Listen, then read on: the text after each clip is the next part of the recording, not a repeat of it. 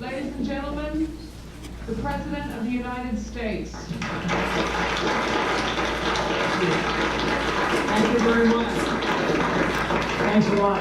I wish I could spend more than a few minutes with you, but the polls don't close in the East for another hour, and there are plenty of election results still left to falsify. You know, with so many people participating in the political and social debate through call-in shows, it's a good idea to be reminded every once in a while. It's a good idea to be reminded of the awesome impact.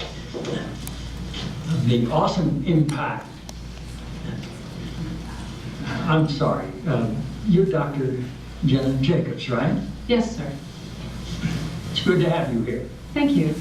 The awesome impact of the airwaves and how that translates into the furthering of our national discussions, but obviously also how it can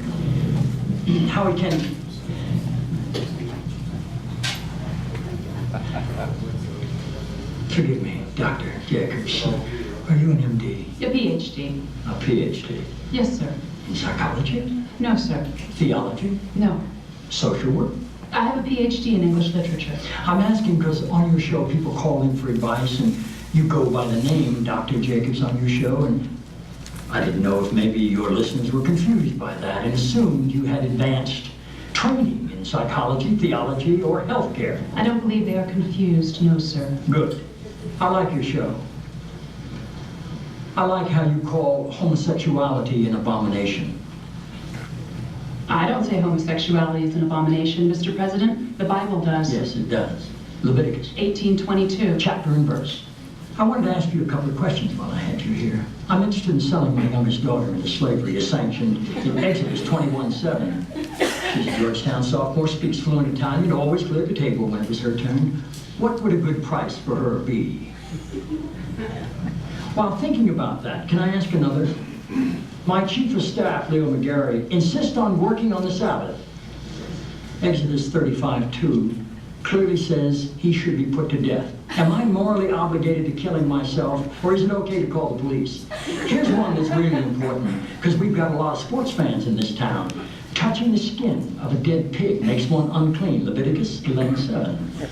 If they promise to wear gloves, can the Washington Redskins still play football? Can Notre Dame? Can West Point?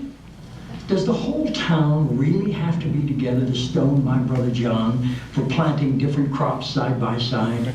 Can I burn my mother in a small family gathering for wearing garments made from two different threads? Think about those questions, would you? And if anybody's curious, I was on a website started by the creator of the show, Aaron Sorkin.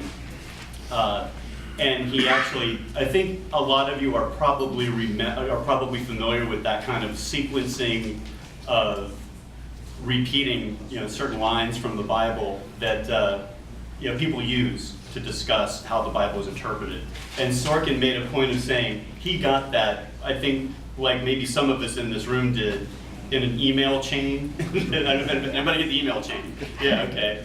So some of you are familiar with it. And he tried like crazy after he wrote that episode to source it so he could, he tried to find the original source of the email chain and was unable to, unfortunately, but hopefully the point was made. Well, good afternoon, everybody. My name is David Lee Simmons, and welcome to the Decatur Book Festival.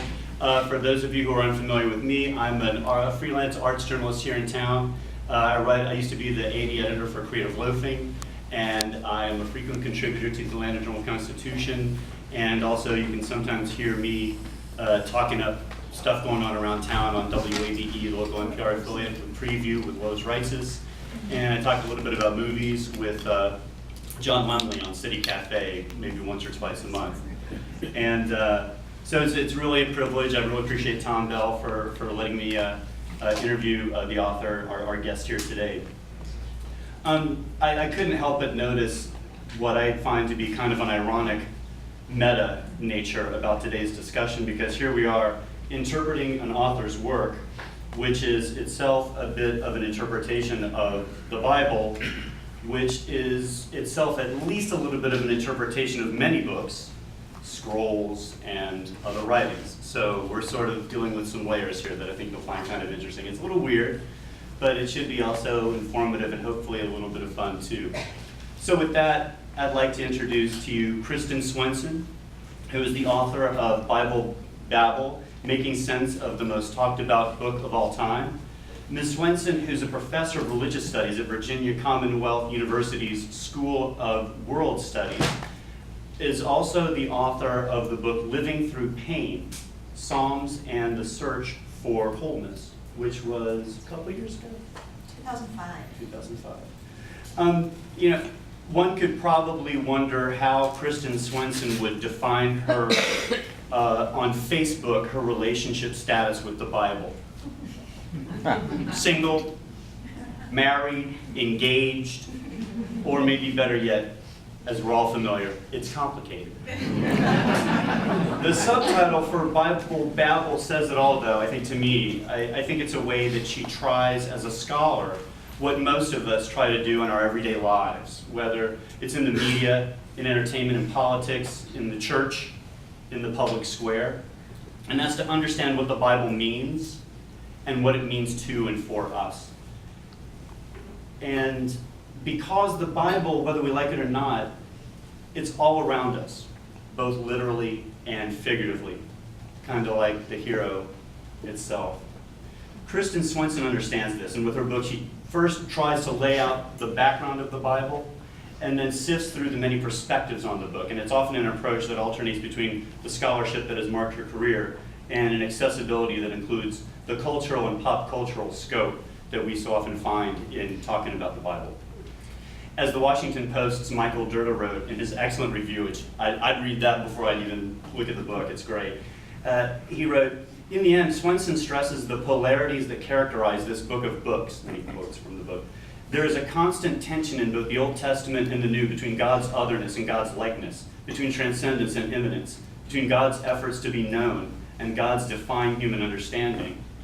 The Lord," and this is him again, I believe, "the Lord, it would seem, sometimes wants to be a self-absorbed loner and sometimes a sociable family man. Typical guy indecision, if you ask me, and perhaps proof that men really are the ones who were made in his image." Like any good craftsman, God did a better job when he came to create a companion for man. I'm still trying to wonder if Mr. Durda has any relationship issues at home that he'd like to talk about. So we're going to talk a little bit about the book. We're going to ask her some questions, and we want to try and open it up for as many questions as we can. As always, when we do these things, we encourage questions. We love questions, but if you could keep them short, sweet, and to the point so that everybody can get a word in edgewise.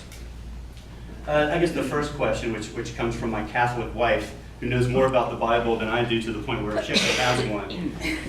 And a big one. And a big one. This is truly the family Bible. I think the most obvious question is, why is this book about the Bible relevant to people here now in 2010? Well, as you noted, David Lee, and thank you so much for the introduction, and it's really a privilege to be here with you. I'm really delighted that it is you with whom I'm having this conversation today, and thank you all for coming. It's really great. What an amazing festival. This is such a treat to be a part of, so it's great to see you all. Thanks for coming. The Bible, as David Lee noted, is everywhere around us. It is, of course, in our faith communities. It is a sacred text, authoritative for Jews and Christians, and it permeates our culture on all levels. It shows up in literature, and art, and music, and TV shows, movies, and. But there are very few opportunities to learn about it. Even for folks in faith communities, it's hard to get information, sort of background information about it.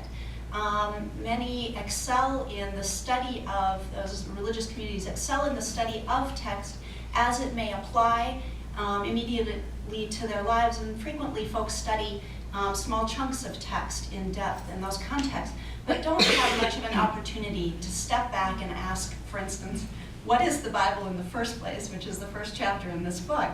An interesting question, and yes, my relationship with this text is complicated, because it is a complicated thing. What is the Bible in the first place? It means different things to different people, and so I wrote this book hoping to give people some background information about it, including like historical context. Where did it come from?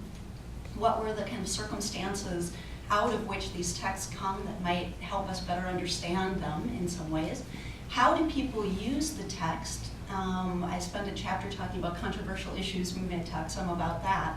Not to lay out my perspective or what I think about them, but to show how people use the Bible, to argue sometimes both sides of the same issue. And then also, what are some of these famous characters and places that show up again in pop culture in some contexts that it helps simply to know a little bit more about. So that's maybe a long-winded answer to your question. I warned her ahead of time, we're talking about 2 books here. Yeah. One really, really big one, and then one that's about it, so we got a lot of ground. That's right, that's right. And that leads me to the next question. I mean, this is a book that's written for believers and also for secular readers, as you mentioned. And you said in an interview that this is written for a very broad audience. You're trying to cover a lot of ground, but also a lot of people. And I think that that's a difficult balance to walk, and I wonder if you could explain how you walked that fine line, especially considering your desire to explain the Bible's myriad connections to our culture and popular culture. Yeah, I am lucky to have had some experience in this in the classroom. I am, as David Lee noted, a professor. My specialty is biblical studies. And I've been teaching at VCU, Virginia Commonwealth University in Richmond, since '97. So I've had an opportunity teaching Bible stuff. Now that's a state school, so it's a secular context, right? We're learning about the Bible as a piece of literature, as a historical document in that context. But many of my students share my experience with this text, at least in its origins, as a person of faith. That is, I grew up northern Minnesota, therefore Lutheran. And so my first experience with the Bible was as a believer. And many of my students, that's been their experience with the Bible. So I can understand that. I can then deal with some of the things that are questions, maybe challenges for people of faith as they learn information about, which isn't faith-based at all.